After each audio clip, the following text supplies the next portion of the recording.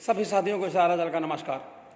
साथियों, आज हम इस वीडियो में भारतीय साक्ष्य अधिनियम 1872 की धारा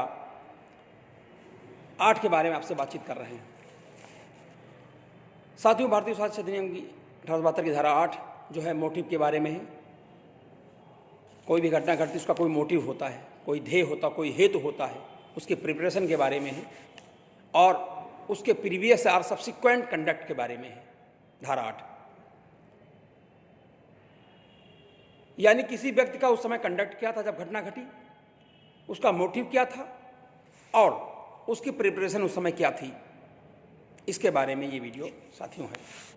एविडेंस एक्ट 1872 की धारा 8 कहती है कि मोटिव, प्रिपरेशन एंड प्रीवियस और सब्सिक्वेंट कंडक्ट जो है, ये भी इससे जुड़े हुए समस्त तथ्य सुसंगत तथ्य होंगे। इससे जुड़े हुए समस्त तथ्य सुसंगत तथ्य होंगे, रिलेवेंट फैक्ट्स होंगे। कोई भी तथ्य जो किसी फैक्ट इश्यू को तय करने के लिए सुसंगत तथ्य का मोटिव, प्रिपरेशन या कंडक्ट के बारे में कोई चीज़ प्रकट करता है या दर्शित करता है, तो ये सारी बातें जो हैं रिलेवेंट फैक्ट्स के अंतर्गत आएंगी। चैप्टर 2 जो है रिलेवेंट फैक्ट के बारे में चल रहा है, यानी सुसंगत तथ्यों के बारे में चल रहा है कि घटना घटती है उससे संबंधित सुसंगत तथ्य क्या है। किसी मुकदमे के दौरान, किसी कार्यवाही के दौरान, तो ये उसका कंडक्ट का फर्क पड़ता है और उससे संबंधित सवाल भी पूछे जाते हैं और वो जो है रिलेवेंट या फैक्ट में गिनती भी होते हैं।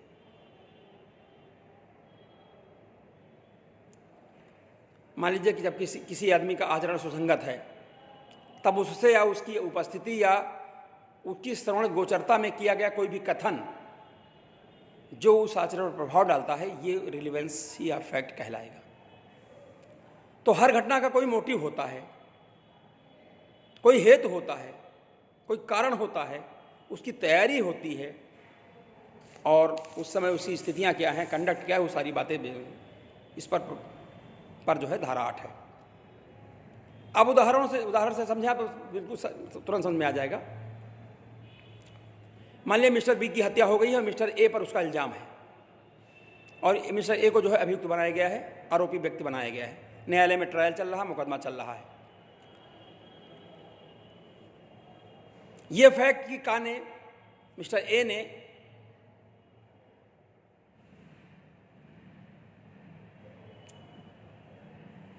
मिस्टर बी की हत्या की और मिस्टर सी जो है इस बात को जानता था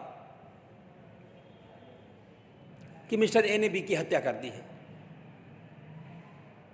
तो मिस्टर जो सी हैं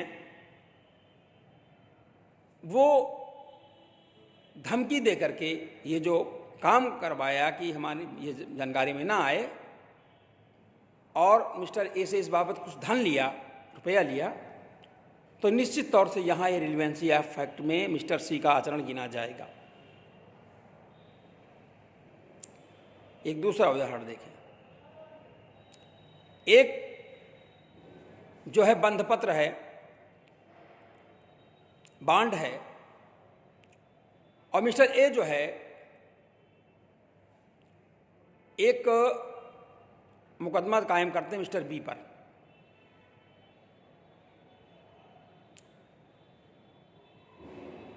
कि एक बांड लिखा गया और उसमें एक रकम लिखी गई है और अब मिस्टर बी जो है रकम देने से इनकार कर रहे हैं।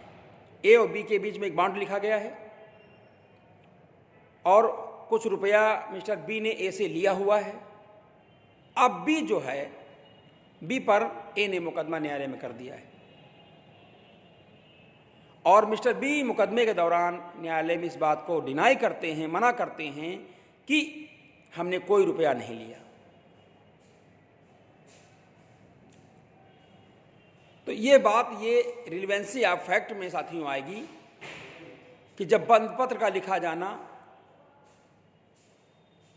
अब कथित है और किसी बात के लिए मिस्टर बी को रुपया चाहिए था, तो ऐसे हालात में जो है ये जो वहाँ डिनाई कर रहा है मिस्टर बी और वहाँ पर बंध पत्र लिखा गया, उसमें दस्तखत हैं, सारी चीज़ें हैं, तो ये रिलेवेंसी ऑफ फैक्ट है और इसके संबंध में प्रश्न पूछे जा सकेंगे। इल्ज़ाम है का के ऊपर मिस्टर ए पर कि मिस्टर बी को 20 देकर मिस्टर ए ने मार डाला। मिस्टर ए ने मिस्टर बी को 20 देकर मार डाला। मिस्टर ए को आरोपी बनाया गया है, न्यायालय में पेश किया गया है चार्जशीटेड करके। तो वहाँ पर सुसंगत तथ्य क्या बनेगा? वहाँ सुसंगत तथ्य ये बनेगा कि मिस्टर बी के पहले मौत से पहले मिस्टर ए ने विष जैसी कोई चीज़ मिस्टर बी को मिस्टर ए ने दिया था। इसके कई गवाह हैं, घटना गवाह है, स्थितियां गवाह हैं। ये सारी बातें जो है रिलेवेंसी ऑफ फैक्ट में कही जाएंगी और मिस्टर ए के ऊपर लागू होंगी। एक और उदाहरण देखें। क्या कोई दस्तावेज, कोई डॉक्यूमेंट मिस्टर ए की विल है, वसीयत है? ये एक फैक्टिंग इशू है। आप सुसंगति देखें इसकी।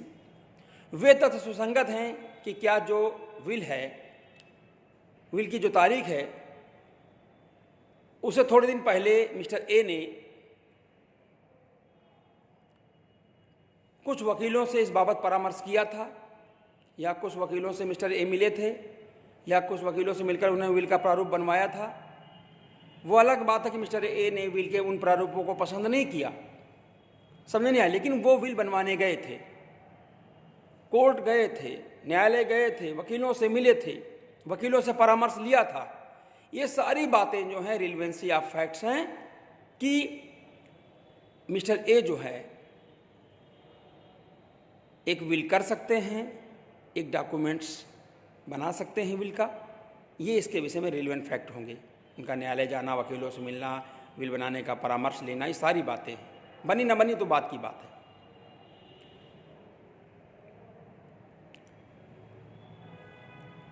एक और उदाहरण देखें।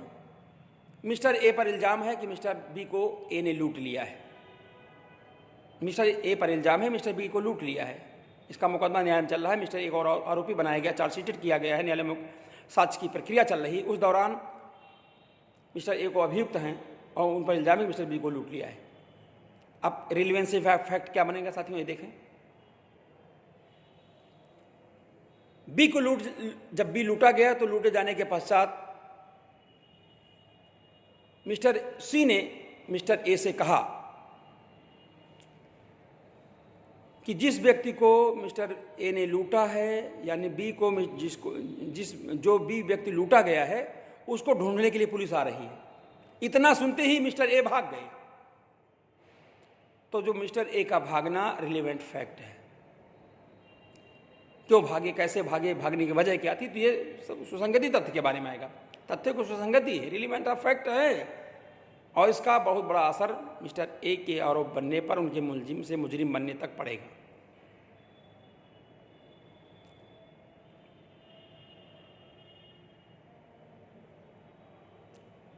एक और उदाहरण देखें साथियों।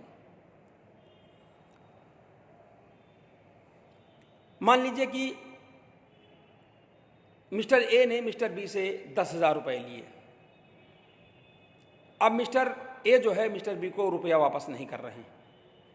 मिस्टर ए ने 10,000 रुपये ले लिया, मिस्टर बी से ले लिया, लेकिन मिस्टर ए जो है वो 10,000 रुपये वापस